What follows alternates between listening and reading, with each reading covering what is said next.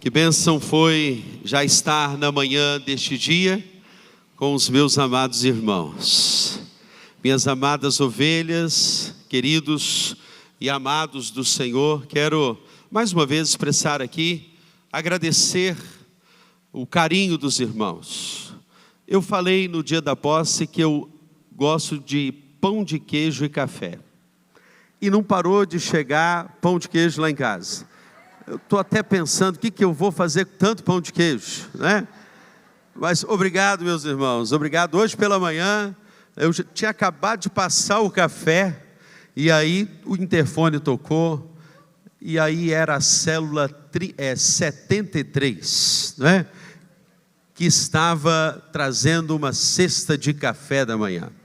Meus irmãos, pelo visto eu vou precisar correr muito na beirada dessa praia. Quando os irmãos me verem ali às 6 horas da manhã, ou às 7:30 da manhã, os irmãos não se assustem, eu estou eliminando um pouco do sobrepeso, né? Que bênção, que carinho maravilhoso. Quero convidar você a abrir a sua Bíblia, a preciosa palavra do nosso Deus, no livro de Isaías, capítulo de número 43. Que privilégio eu ouvir dos lábios do pastor Juarez, meu pastor. Que privilégio para mim, pastor Juarez. Ao mesmo tempo, que responsabilidade. Cercados deste privilégio que vem do Senhor, mais uma vez reafirmamos o nosso compromisso de amar este rebanho com o amor de Cristo, de zelar e cuidar deste rebanho como Cristo Jesus cuida da sua noiva. Vamos então ler a preciosa palavra do Senhor. Em Isaías 43, verso 18 e 19, eu quero pensar com você no tema: estou fazendo algo novo. Palavra do Senhor então ao nosso coração. Esqueçam o que se foi, não vivam no passado. Vejam, estou fazendo uma coisa nova, ela já está surgindo, vocês não a reconhecem?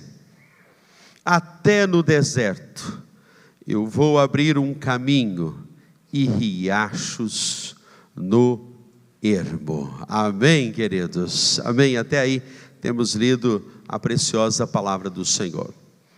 Todos nós que estamos aqui gostamos de coisas novas. De vez em quando os maridos que estão aqui ouvem de suas esposas: eu não tenho um vestido novo para ir à igreja, né? E às vezes o guarda-roupa está abarrotado, e o marido olha e fala: olha quantos vestidos você tem. É porque as mulheres não gostam de repetir vestido, a verdade é esta, né? E o quanto Deus nos abençoar, nós vamos comprando uma blusa, uma calça, né? Um vestido para elas. Nós gostamos de coisas novas, e é interessante que a nossa geração é uma geração dos descartáveis. Há um lado ruim em tudo isto. Certa feita um casal foi arguído e perguntado, questionado, por que ao longo de 65 anos de enlace matrimonial, qual foi o segredo para aquele casamento durar tanto? E aquele homem disse: olha, o segredo é porque, minha filha, eu sou de uma época que estragava, a gente consertava. Aquilo que estava ruim, a gente procurava melhorar. Mas nós somos desta geração com poucas raízes. Temos muitas folhas, mas temos poucas raízes. Tanto é que você tem muitos amigos no Facebook, no Instagram, você aceita as pessoas serem os seus seguidores, mas somos uma geração de poucos relacionamentos. Você pode contar nos dedos aí quem são os seus verdadeiros amigos? E o mais interessante, queridos, é que trocamos os valores, os princípios, trocamos aquilo que é antigo pelo novo. Mas eu vim aqui nessa manhã para te dizer que o antigo, ele fala dos fundamentos, fala dos princípios, fala daquilo que é a sua história, aquilo que fez com que você chegasse até aqui.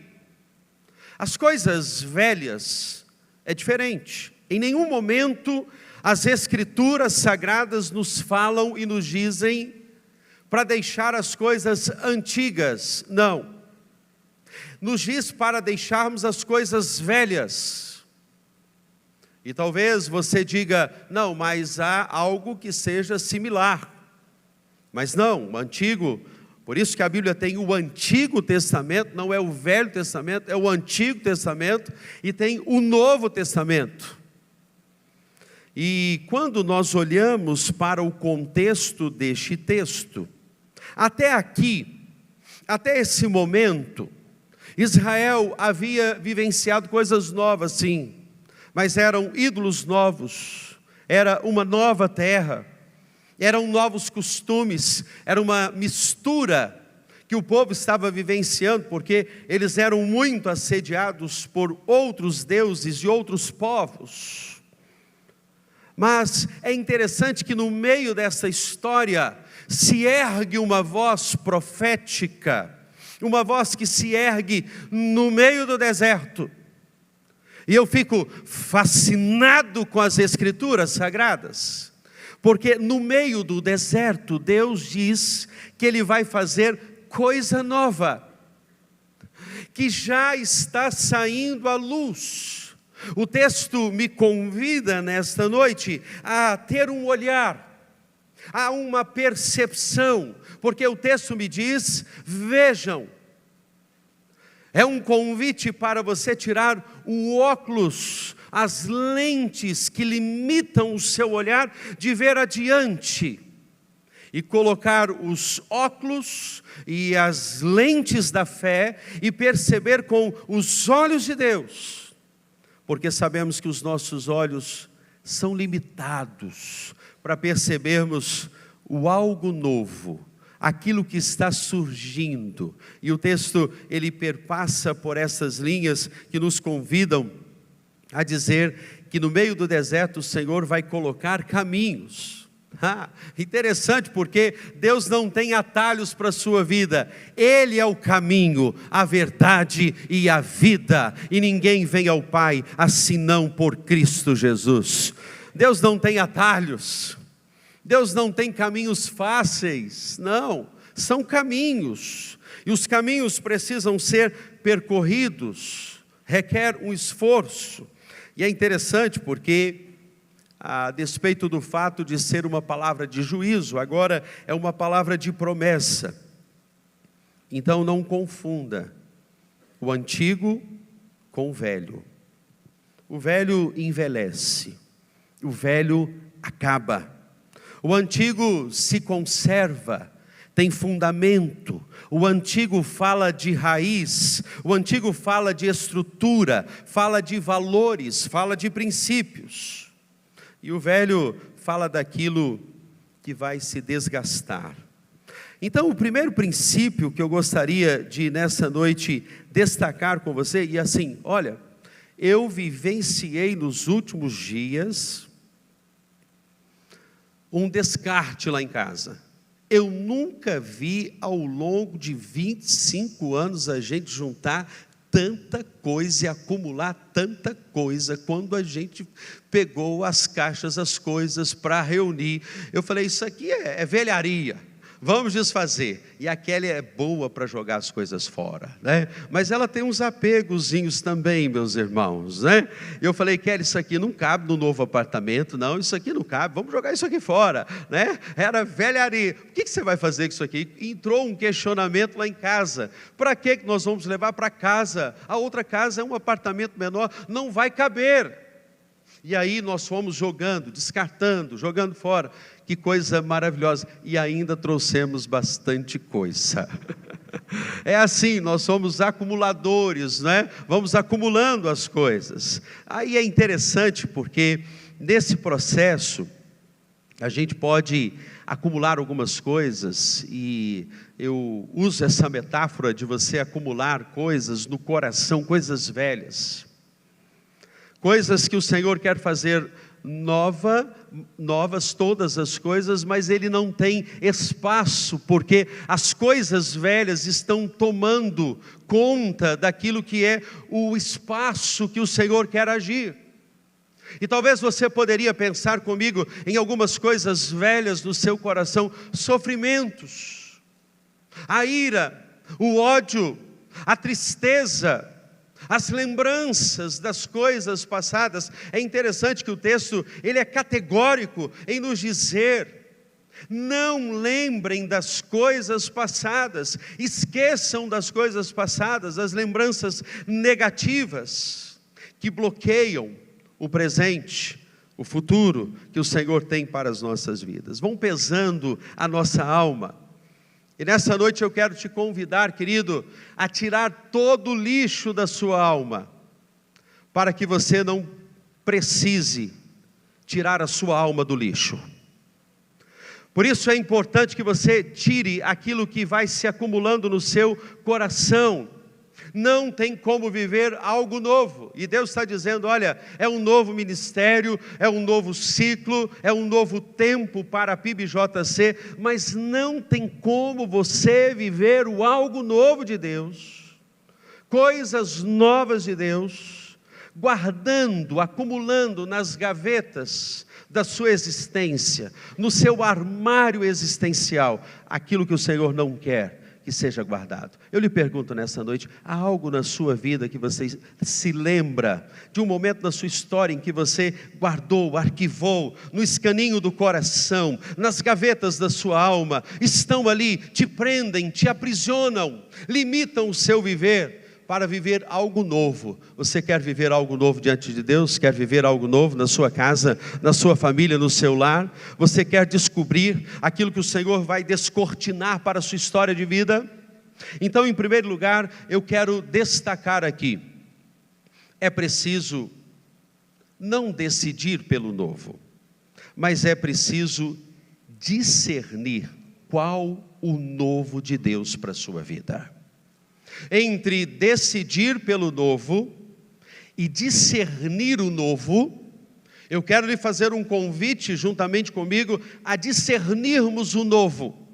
Nós poderíamos aqui nessa noite dizermos para Deus assim: Senhor, esses são os meus projetos. Eu quero te apresentar os projetos que eu tenho para a igreja. Eu quero te apresentar os projetos que eu tenho para a família, para a célula, para os casamentos, para os ministérios dessa igreja. Mas eu prefiro nessa noite convidar você a juntamente comigo entregarmos uma página em branco para o Senhor, Ele ser o coautor conosco. Por isso, querido, quando você, na dependência de Deus, você apresenta a Ele a sua página em branco, você está dizendo para Ele o seguinte: Deus, eu não sei como, eu não sei o que, eu não sei a maneira. E isso é fantástico, porque nós começamos a entrar no processo em que nós nos humilhamos, e a Bíblia diz o quê? Os humilhados serão exaltados. Humilhai-vos sobre a potente mão de Deus, para que no Kairós, no tempo de Deus, Ele vos exalte. E é lindo saber, querido, porque quando você se humilha, quando você se quebranta, os contritos e quebrantados, a Bíblia afirma, não serão desprezados pelo Senhor.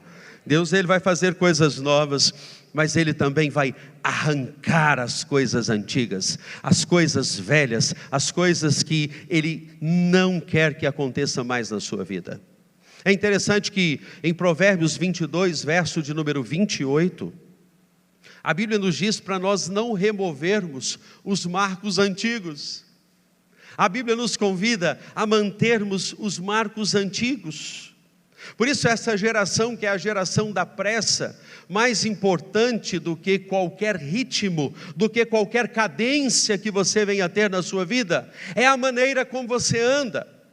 Isso me faz lembrar a história de um pai, que ele tinha uma fazenda, e ele morava perto de Hiroshima, e ele convidou o seu filho, que agora já havia aprendido sobre safra, já havia aprendido sobre plantio, já havia aprendido sobre colheita, e agora o pai chamou o seu filho para aprender a comercializar toda a safra da fazenda. E ele virou-se para o filho e disse: filho, amanhã bem cedinho nós vamos a Hiroshima, ao centro da cidade, e eu quero lhe apresentar. Ali no comércio, nós vamos encher os lombos dos cavalos e vamos colocar toda a semente que pudermos e vamos até a grande cidade. E o filho eufórico por saber que agora ele estaria virando um comerciante, alguém que poderia aprender a ganhar os seus recursos, e o pai estava lhe ensinando. Ele então quase que não dormiu naquela noite. Ele virou-se para o pai e disse: pai, que horas nós devemos acordar? E o pai virou-se para ele e disse assim: às 4 horas da manhã, a sua mãe vai preparar um café, uma broa. Eu, se estivesse lá, uma broa mineira, com certeza, e nós vamos à grande cidade. E o filho eufórico, então, quase que nem dormiu. No outro dia, levantaram bem cedo. A mãe daquele menino, esposa daquele senhor, fez um delicioso café, preparou ali o lanche deles, e eles foram seguindo o caminho. Nos primeiros passos que aquele pai e aquele filho deram, o pai percebeu que aquele filho estava tangendo os animais com muita pressa, com muita velocidade. Ao que o pai virou-se para o filho e disse o seguinte: filho, os cavalos estão com as sementes e há um sobrepeso, vá devagar. E o pai disse: filho, na vida não adianta a pressa, mas a maneira como você anda. E o filho ouviu aquela exortação do pai e disse: mas pai, a gente precisa chegar cedo lá para o comércio, pegar o comércio aberto. E ele disse: filho, o que vai adiantar você ganhar todo o dinheiro da vida, mas não aprender a como andar? E o filho resolveu então obedecer e passou a tanger os animais com menor velocidade. Ao que eles foram andando, o pai olhou que havia uma árvore com uma linda sombra e decidiu então parar ali e disse: filho, vamos parar. A sua mãe preparou o café. E o filho: mas pai, a gente precisa chegar cedo lá. E ele novamente disse: filho, o que vai adiantar você ganhar todo o dinheiro se você não tiver um relacionamento de filho e pai? E o filho então decidiu parar ali, e eles foram seguindo depois o caminho. Quando estavam chegando perto da grande cidade, havia uma vila que cercava Hiroshima. O pai virou-se para o filho e disse: você está vendo aquelas casas ali? Ali moram alguns parentes meus, nossos. Eu vou lá e nós vamos apresentar a você suas tias, primas, vamos ali. E o filho novamente olha no relógio e diz: mas pai, está dando já 7:30 da manhã, pai, nós temos que pegar o comércio aberto. E ele: filho, o que vai adiantar você ganhar todo o dinheiro da terra se você não tiver raízes e se você não tiver bons relacionamentos? Ao que pararam ali, conversa vai, conversa vem, lembram das histórias antigas. Quando exatamente às 8 horas da manhã, eles decidem levantar. Pegam aqueles animais, vão caminhando, e na colina que cercava a grande cidade de Hiroshima, ao olhar, eles veem e ouvem, vem uma nuvem grande, um som ensurdecedor, onde eles olham e veem que ali naquele dia, uma bomba havia alcançado a cidade de Hiroshima. Ao que o pai começa a chorar, o filho começa a chorar, eles olham aquela nuvem de fumaça que aumentava, crescia mais. Ao que aquele pai dá as costas juntamente com o filho para os escombros do que naquela manhã destruiu aquela cidade. E o pai virou-se para o filho e disse: filho, o que vai adiantar você ter pressa? Agora eu entendo, disse o filho para o seu pai. Agora eu entendo. Na vida vale mais a maneira como você anda, e eu quero então destacar, em segundo lugar, isso melhor, é o destino do que a velocidade. Há pessoas que estão patinando na vida porque não tem um caminho, não tem um destino, não tem um olhar, não sabem para onde Deus está agindo. Há pessoas que parecem que estão em uma esteira, tem esforço, tem suor, tem caminhada, mas não tem destino, não avançam, não caminham, não prosperam. Por isso, querido, nós precisamos entender os ciclos. Deus está dizendo, olha, eis que faço uma coisa nova, que já está saindo à luz. Vejam, se Ana, ela tivesse o filho no tempo dela, ela não seria a mãe do maior profeta de todo Israel, que foi Samuel. Ela pediu o filho, mas Deus disse, não é agora. Isso quer dizer muito para você nessa noite. Talvez, querido, haja algo que você está pedindo, algo que é legítimo, algo que você precisa até, mas Deus está dizendo, espere um pouquinho, porque quando chegar a bênção, ela virá, mas será uma bênção que alcançará gerações, nações e os povos dessa terra. Você pode esperar, amém, querido? Você suporta esperar, você está disposto a esperar o tempo para entender, discernir o tempo, discernir as horas. É interessante porque é muito comum na Europa, quem já foi à Europa sabe, que de fato no inverno lá as folhas todas caem. Não é como o nosso clima tropical, que hoje o clima está mudando muito, às vezes é o inverno e as flores, e as folhas e as árvores estão muito floridas até. Esse inverno nosso diferente, esse clima nosso que mudou muito. Mas quando você vai à Europa, você vê que de fato no inverno há uma neve que cobre, as árvores perdem todas as suas folhas, aparentemente não tem frutos. Aquele momento de aquietar. Deus está te dizendo nessa noite assim, talvez para você seja o seu inverno. Você não tem frutos, você não tem folhas, você não vê resultados nítidos, claros, mas lá embaixo, na raiz desta árvore, que é você, Deus está reunindo toda a sua força.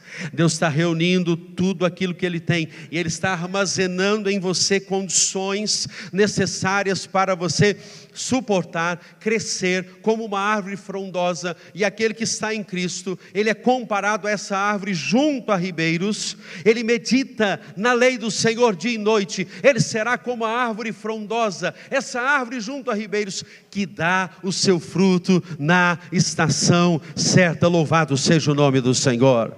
No tempo certo você vai frutificar, meu irmão. Espere, porque melhor do que a velocidade é o destino que nós podemos ter. A primavera vai chegar para a sua vida no nome do Senhor Jesus. As flores vão chegar. E aí, o Senhor está dizendo, eu vou fazer algo novo. Sabe o que significa isto? Significa, para aquele que tem o Senhor, não tem a ver com geografia, tem a ver com uma presença que acompanha o povo de Israel, o povo de Deus, onde ele está. Abraão saiu de Ur dos Caldeus, e a questão de Abraão foi a seguinte: vai para o lugar que eu te mostrarei.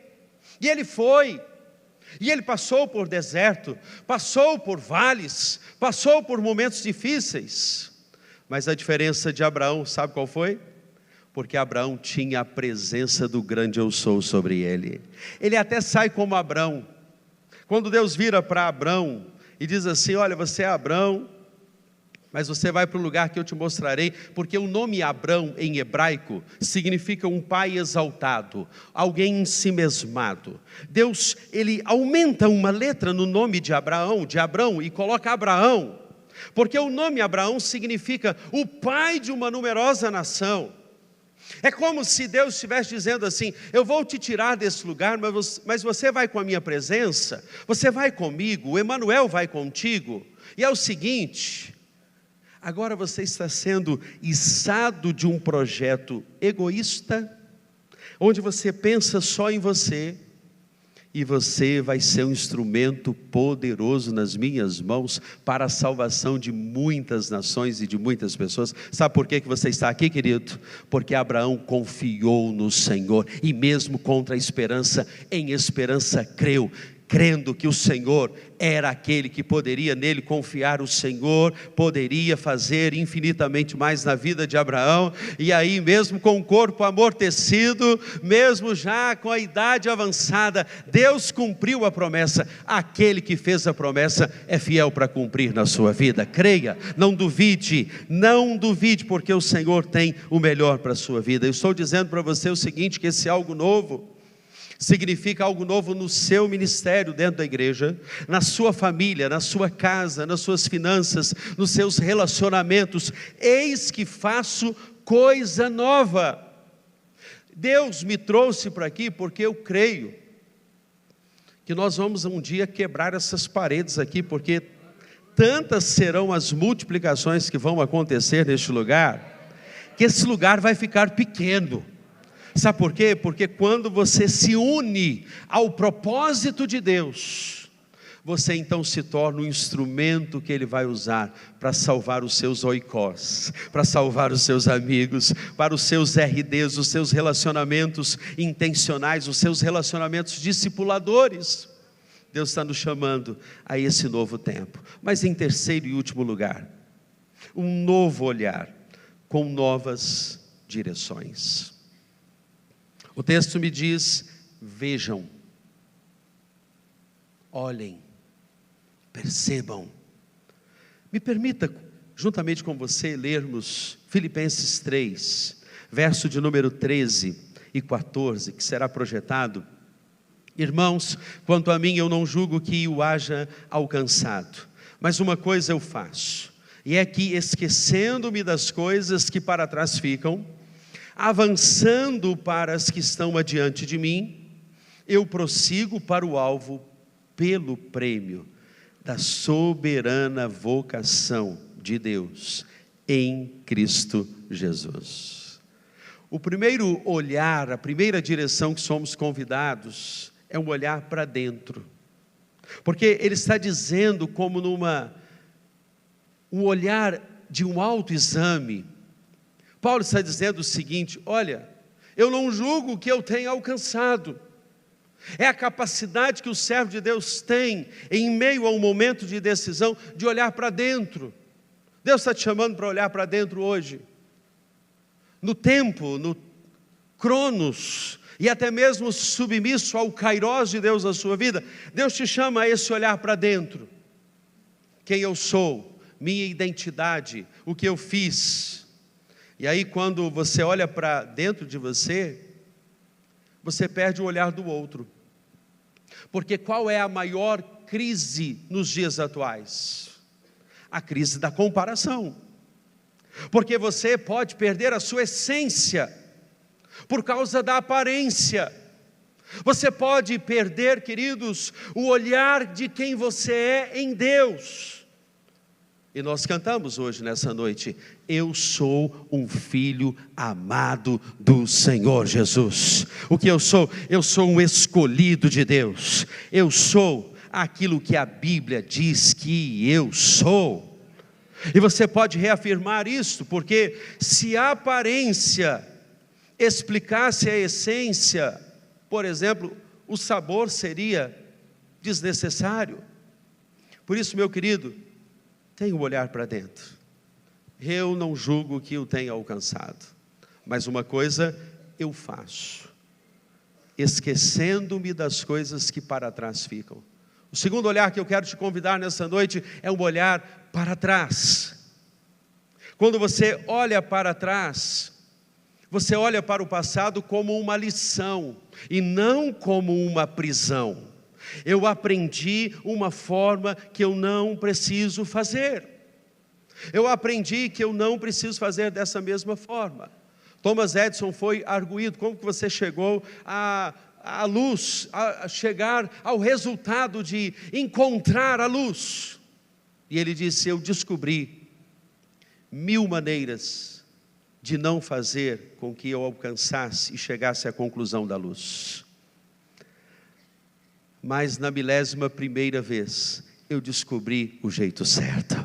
Então olhe para trás, como uma lição para a sua vida. Olhe para você, olhe para quem você foi, olhe para o que você deixou para trás, esquecendo-me das coisas que para trás ficam, avançando para as que estão adiante de mim. Olha o olhar de Paulo. Paulo está dizendo assim: eu vou olhar para trás, mas eu não vou olhar com nostalgia, porque há pessoas sentadas aqui que olham para trás e dizem assim: eu já tive um melhor emprego, eu já fui alguém na vida.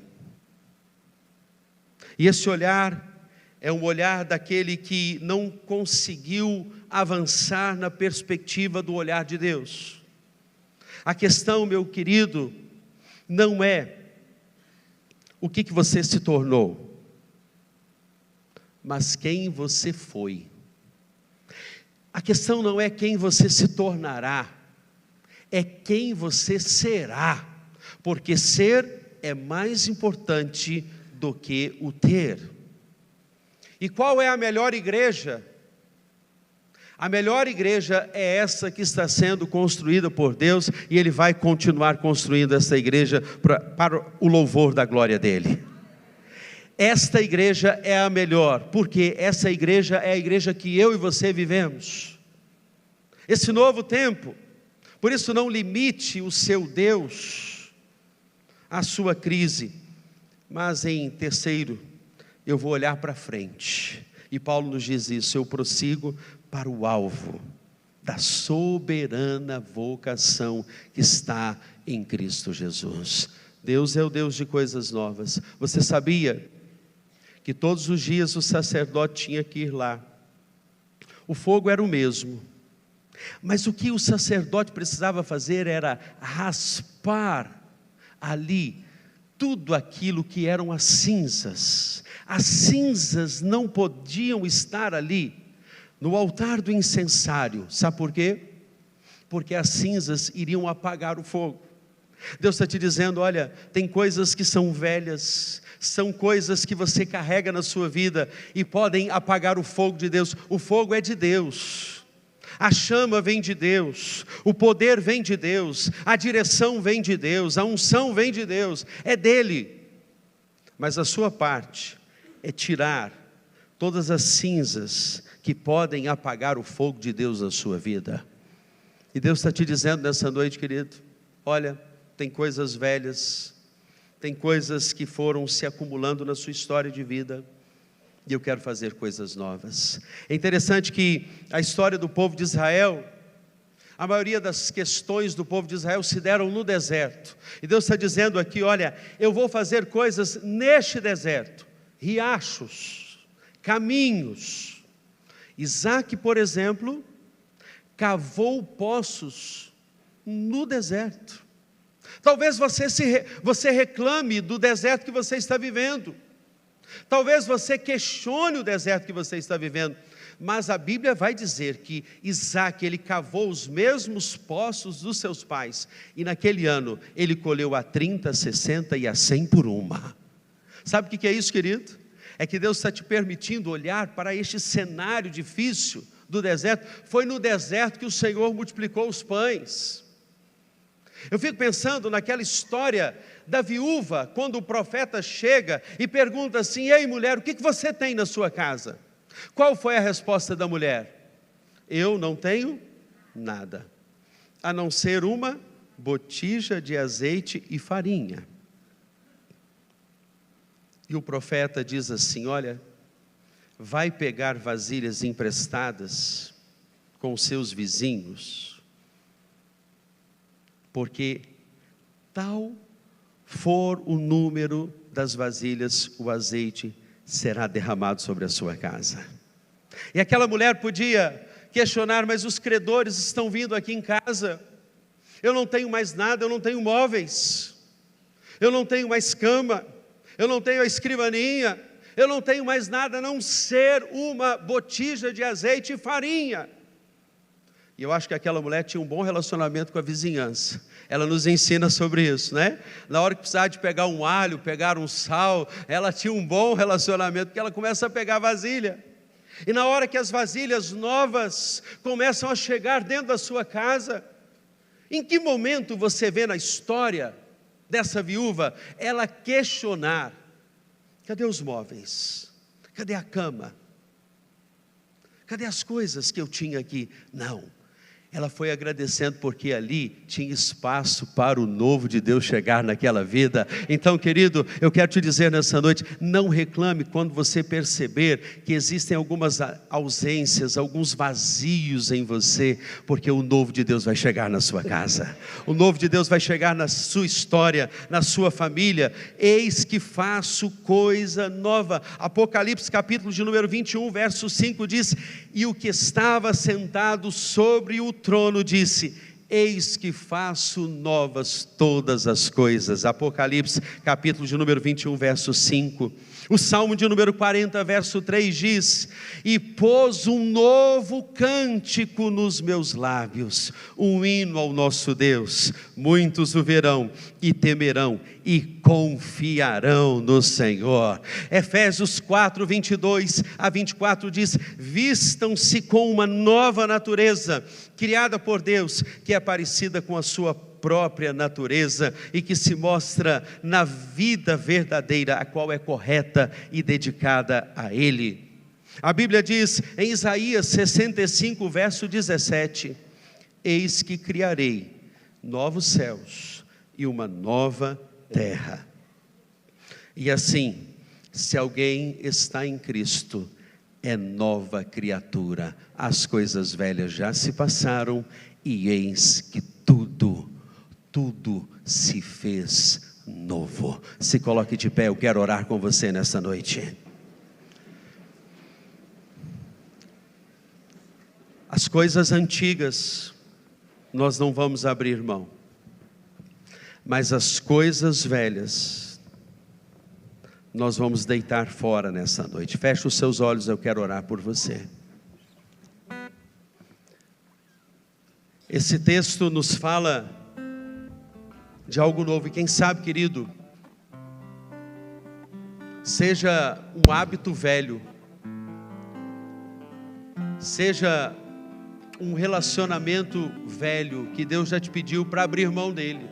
Feche os seus olhos, pergunte para Deus nessa noite: mas eu tenho algo que é interior, eu tenho que ter um olhar para dentro,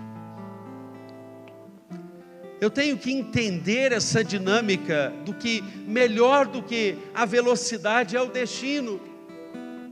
Eu preciso entender essa dinâmica que não é decidir pelo novo. O novo todos querem, é discernir o novo, é entender o novo, é compreender o novo de Deus. Porque eu não quero o novo do meu jeito, eu quero o novo de Deus na minha vida. Você quer o novo de Deus na sua vida?